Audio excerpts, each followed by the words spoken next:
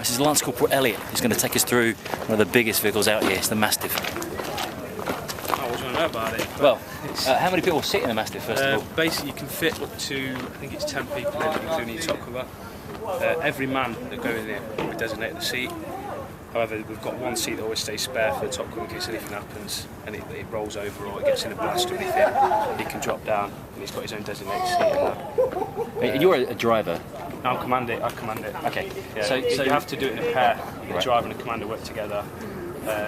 Sometimes the commander will be in charge of the lads at the back as well, and then on other times there will be another commander in the back with the lads. It depends on what role we're doing.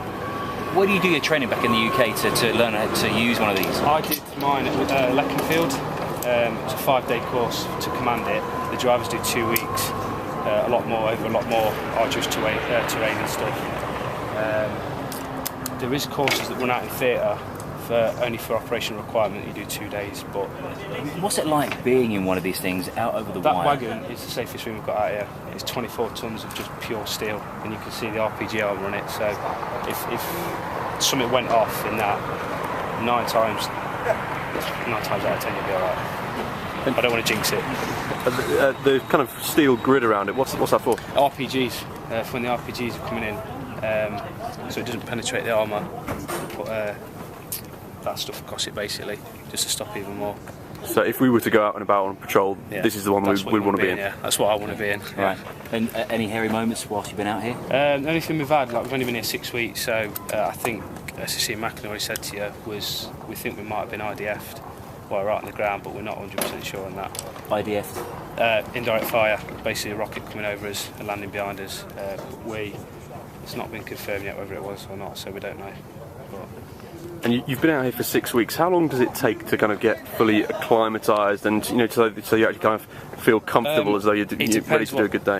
It depends what time of year, really. I mean, this is a winter tour for us, so it's a bit more cooler.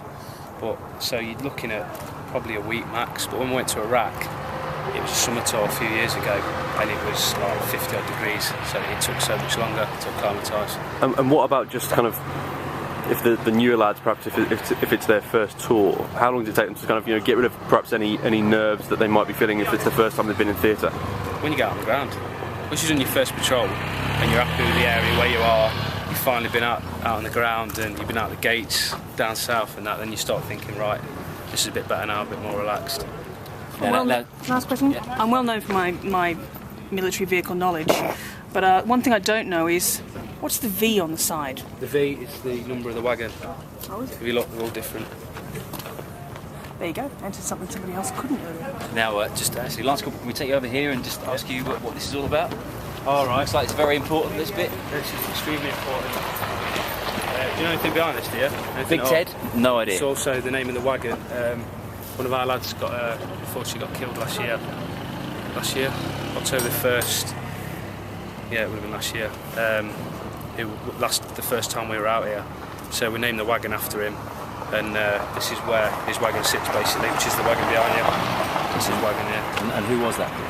It was Corporal, he's actually Corporal Marcin Wojtak, and unfortunately he got killed out on the ground by an IED blast. So in memory of him, we named one of the wagons after him. He was off our squadron. So. And there's Big Ted. That's it.